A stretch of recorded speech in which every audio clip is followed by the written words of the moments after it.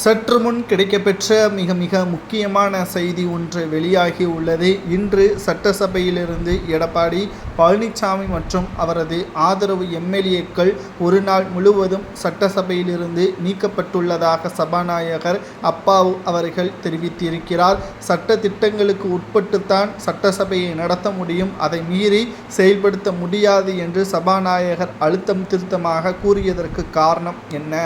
தமிழக தலைமை டாஸ்மாக் அலுவலகத்தில் நடைபெற்ற சோதனையின் பொழுது 1000 கோடி ஊழல் செய்யப்பட்டதாக அமலாக்கத்துறை அதிகாரிகள் வழக்கு பதிவு செய்து விசாரணையும் நடத்தி வருகிறார்கள்.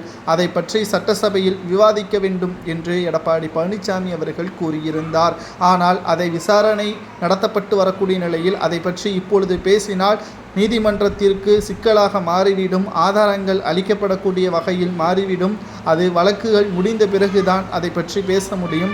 தண்டனை உறுதி செய்யப்பட்ட பிறகு அதை துறையை சார்ந்த அமைச்சர் அந்த பதவியில் இருந்தால் நீங்கள் அதை பற்றியான கேள்விகளை கேட்கலாம் என்றும் சபாநாயகர் கூறியுள்ளார்.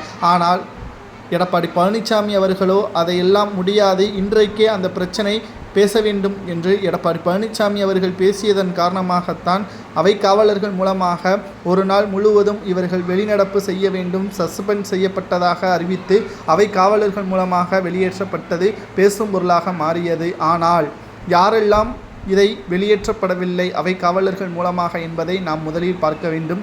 ஓபிஎஸ், வைத்திலிங்கம், மனோஜ் பாண்டியன், குறிப்பாக செங்கோட்டையன். ஓபிஎஸ்ஸின் ஆதரவாளர்கள் மனோஜ் பாண்டியன், வைத்திலிங்கம்.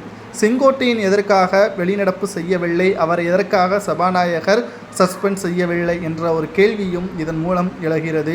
எடப்பாடி பழனிசாமி பின்னால் நான் ஏன் செல்ல வேண்டும்? எனது தொகுதி பற்றியான பிரச்சனை ஏராளம் இருக்கிறது. அதை பற்றி அந்த துறை சார்ந்த அமைச்சர்களிடம் நான் கேள்வி நேரத்தின் பொழுது கேள்வி கேட்க வேண்டும்.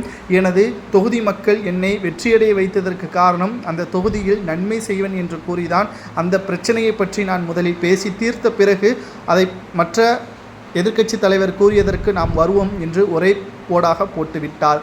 கேள்வி நேரம் முடிந்த பிறகு எடப்பாடி பழனிசாமி அவர்கள் இதை பற்றி பேசியிருக்கலாம். சட்டசபைக்குள் வந்தவுடனே பேசியதுதான் எடப்பாடி பழனிசாமி செய்த மிகப்பெரிய தவறு என்று செங்கோட்டையன் அவர்களே மறைமுகமாக குற்றம் சாட்டியுள்ளார். தற்பொழுது அதிமுகவின் தலைமை பொறுப்பிற்கு சரியான இடத்தில் இருக்கக்கூடியவர் செங்கோட்டையன் அவர்கள்தான் என்பது, மேலும் அதிமுகவின் தொண்டர்கள் செங்கோட்டையனுக்கு ஆதரவாக பல்வேறு இடங்களில் போஸ்டர்களையும் ஒட்டி வருகிறார்கள். அதிலும் குறிப்பாக செங்கோட்டையன் பொதுச்செயலாளர் பதவிற்கு வர வேண்டும், அப்பொழுதுதான் அதிமுக வெற்றியடைய முடியும் என்று கூறுவது சரியா அல்லது எடப்பாடி சிறந்த தலைவரா என்பதை உங்களது கருத்துக்களை கூறுங்கள்.